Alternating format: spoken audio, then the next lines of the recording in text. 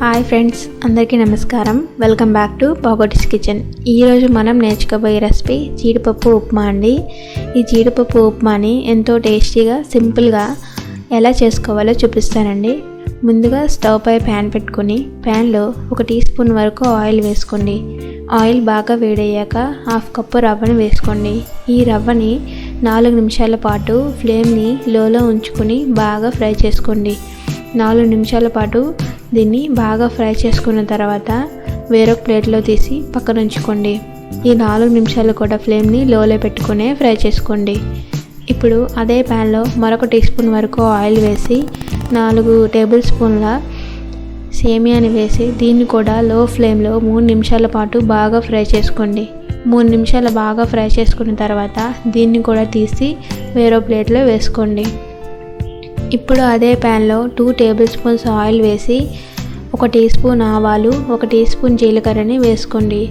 దీంతో పాటుగా మినప్పప్పు, శనగపప్పుని 1 టేబుల్ స్పూన్ వరకు వేసుకోండి. వీటిని జస్ట్ 1 నిమిషం పాటు బాగా ఫ్రై చేసుకుంటే పప్పులు అనేవి బాగా ఫ్రై అవుతాయి. ఇవి ఫ్రై అయిన తర్వాత మనం జీడిపప్పు ఉప్మా కాబట్టి జీడిపప్పుల్ని ఒక 4 టేబుల్ స్పూన్స్ వరకు తీసుకోండి. అలాగే 2 పచ్చిమిరపకాయల్ని, కొద్దిగా కరివేపాకుని కూడా వేసుకొని జీడిపప్పులు ఎర్రగా అయ్యేంత వరకు బాగా ఫ్రై చేసుకోండి. చూడండి, ఎర్రగా బాగా ఫ్రై అవుతున్నాయి కదా. ఇప్పుడు ఒక చిన్న సైజు ఉల్లిపాయని తీసుకొని సన్నగా కట్ చేసి వేసుకోండి. వీటిని కూడా 1 నిమిషం పాటు బాగా ఫ్రై చేసుకోండి. ఇవి బాగా ఫ్రై అయిన తర్వాత మనం ఈ రవ్వకి సేమియాకి సరిపడా వాటర్ని వేసుకోవాలి. అది 2.5 కప్పు వరకు పడుతుందండి. 2.5 కప్పు వరకు వాటర్ వేసుకున్న తర్వాత 1 టీ స్పూన్ వరకు సాల్ట్ వేసుకుని మూత పెట్టి 2 నిమిషాల పాటు వాటర్ని బాగా బాయిల్ అవ్వనిద్దాం. చూడండి, ఇలా బాగా బాయిల్ అయిన తర్వాత మూత తీసి మనం వేయించి పెట్టుకున్న రవ్వని, సేమియాని వేసుకోండి. ఈ రవ్వని, సేమియాని వేసుకునేటప్పుడు ఇలా చూపించిన విధంగా కొద్దిగా వేసుకుంటూ కలుపుకోండి, లేదంటే అది ఉండల్లా అయిపోతుంది. చూడండి, ఇలా చూస్తున్నారు కదా.